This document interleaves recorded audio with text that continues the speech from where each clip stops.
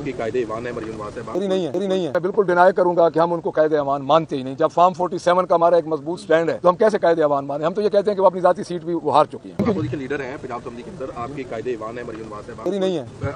अवान का हिस्सा तो है ना सर। अच्छा ये बताएं कि आपके साथ जो सलूक हो रहा है पंजाब असेंबली के अंदर या बाहर, वो ठीक है? और दूसरा उनकी कारकर्दगी जो है पंजाब हुकूमत की, उसके ऊपर क्या कहें?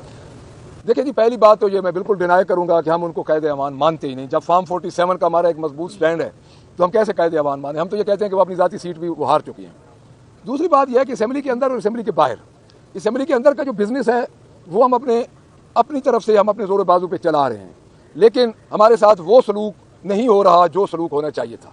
हम तकरीबन 104 बंदे की अपोजिशन हैं, तो उसमें हमें कोई फ़र्क नहीं पड़ता। हम अपना मौक़िफ़ दे रहे हैं। हमारे चेयरमैन इमरान खान का हम उनके वोट्स पे आए हैं, तो उनके विजन को हमने आगे लेके जाना है।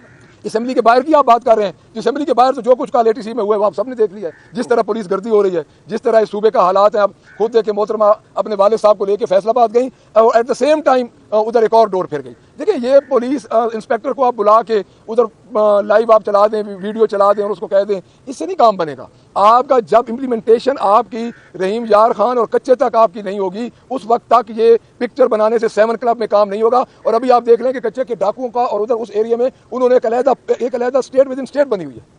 तो मैं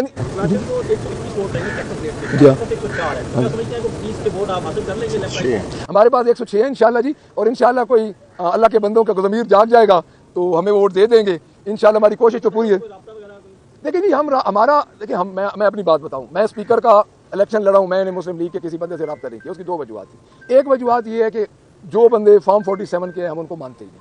दूसरी बात यह है कि वो जो बंदे उधर हैं, मैं ये समझता हूँ कि उनसे इस वक्त रब्ता करना इसलिए फजूल है कि वो एक सौदे के तहत गए हुए हैं। देखिए पीपल्स पार्टी ने वैसे भी विड्रॉ कर दिया, और पीपल्स पार्टी के मुतालिक मेरी क्लियर स्टेटमेंट आ गई है कि वो भुट्टो के कातलों के साथ इस वक्त बैठे। आज मैं सबसे पहले आपकी तवज्जो कल का जो एक टॉक ऑफ द टाउन है, जो 6 जजेस का एक खत है ऑनरेबल जजेस का, उनके मुतालिक मैं बात करूंगा कि हमारी पार्टी की तरफ से जो हमारा मौक़िफ़ है वो ये है कि इनकी फिल फॉर जुडिशल कमीशन में इनकी फिल फॉर इंक्वायरी करवानी ही चाहिए।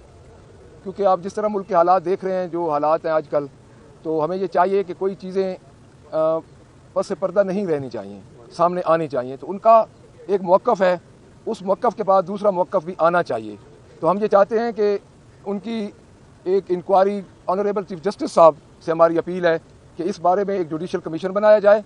और जो ऑलरेडी जुडिशल कमीशन है उसके चूँकि एक मवाद होता है तो उसके बिफोर पेश होती है सारी जो जिस तरह उन्होंने ये ख़त लिखा, तो मेरी यही सबमिशन होगी honourable chief justice of Pakistan से कि एक मौक़िफ़ आया है तो इस पे इनको ज़रूर ये इनकी इंक्वायरी करवानी चाहिए। और दूसरी मैं ये अर्ज़ ज़रूर करूँगा, साथ ये उनसे रिलेटेड तो नहीं है, कि चौधरी परवेज़ इलाही साहब की तबीयत जो गिरे हैं उसके बाद उनकी जो एज़ पर रिकमेंडेशन उनके डॉक्टर्स हैं। देखिए हमारे वो कल भी मैंने यहाँ पे ये रिक्वेस्ट की थी कि हमारे वो डिप्टी प्राइम मिनिस्टर रह चुके हैं, चीफ मिनिस्टर रह चुके हैं, स्पीकर रह चुके हैं, तो उनको इलाज के लिए सहूलतें नहीं मुहैया की जा रही जेल में।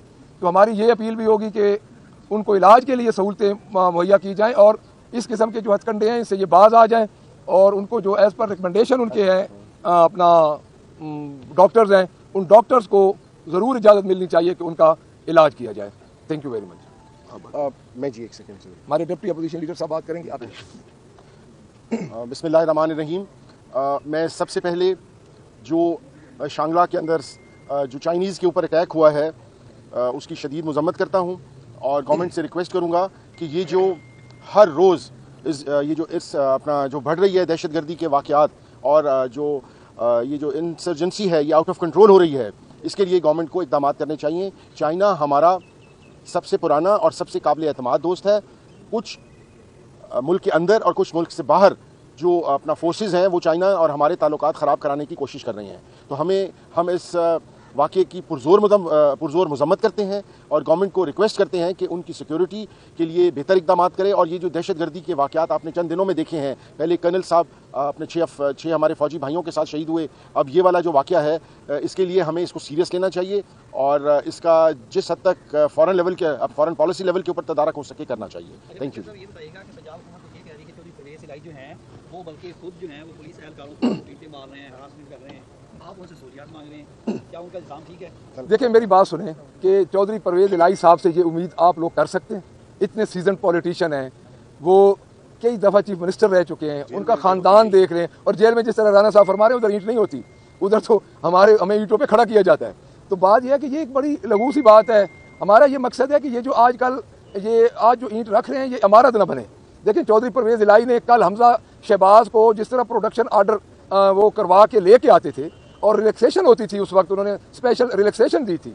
उसके बाद 2002 से जिस तरह उन्होंने हमजा शहबाज को इधर प्रोटेक्ट किया जब वो चीफ मिनिस्टर से, तो मुझे ये ज़ाती तौर पे पता है कि हमजा शहबाज ने भी पाकिस्तान में नहीं होना था, तो ये चौधरी परवेज़ इलाही की उनके ऊपर मेहरबानी थी। तो वो एहसान का बदला एहसान के साथ ना चुकाएं, लेकिन मेरिट पे काम तो करें। ये तो बिल्कुल फजूल सी बात है जी। अब आप देख रहे हैं हमारे मियां असलम इकबाल साहब हैं, मियां महमूद रशीद साहब हैं, तो ये लोग मियां असलम इकबाल का क्या कसूर है जी? यहाँ पे पुलिस लग गई एक निहत्ते आदमी के लिए, 3 दिन 4 दिन आप देख लें फोर्सेज लगी हुई थी।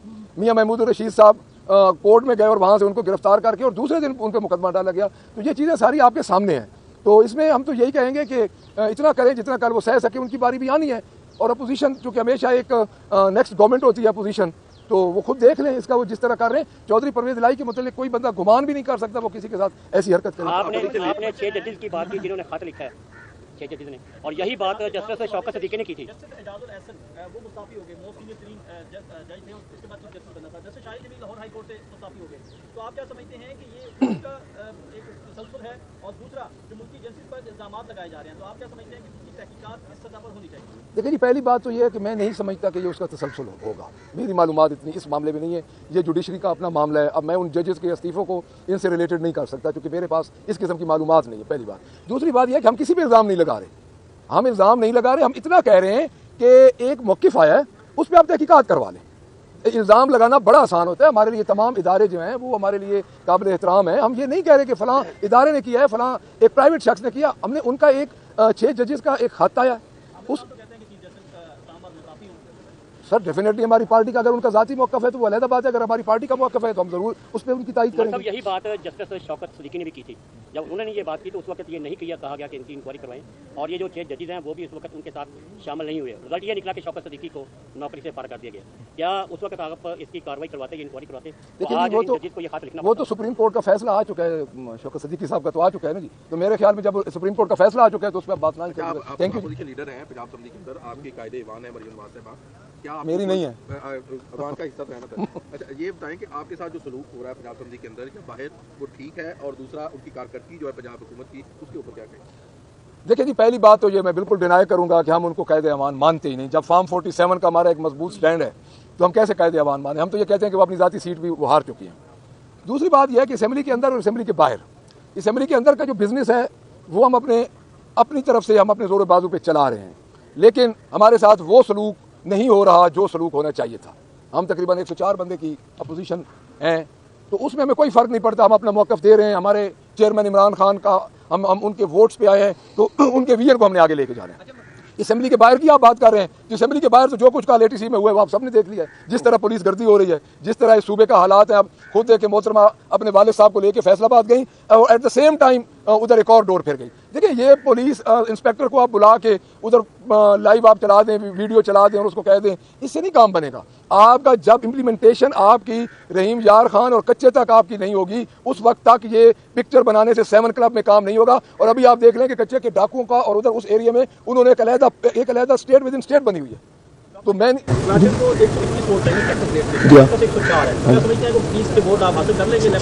हमारे पास 106 है इंशाल्लाह जी, और इंशाल्लाह कोई अल्लाह के बंदों का ज़मीर जाग जाएगा तो हमें वोट दे देंगे इंशाल्लाह। हमारी कोशिश तो पूरी है। देखिए जी, मैं अपनी बात बताऊं, मैं स्पीकर का इलेक्शन लड़ा हूं, मैंने मुस्लिम लीग के किसी बंदे से रब्ता नहीं किया। उसकी 2 वजूहत थी। एक वजूहत ये है कि जो बंदे फॉर्म 47 के हैं हम उनको मानते ही नहीं। दूसरी बात यह है कि वो जो बंदे उधर हैं, मैं ये समझता हूँ कि उनसे इस वक्त रब्ता करना इसलिए फजूल है कि वो एक सौदे के तहत गए हुए हैं। देखिए पीपल्स पार्टी ने वैसे भी विड्रॉ कर दिया और पीपल्स पार्टी के मुतालिक मेरी क्लियर स्टेटमेंट आ गई है कि वो भुट्टो के कातलों के साथ इस वक्त बैठे हैं। Thank you.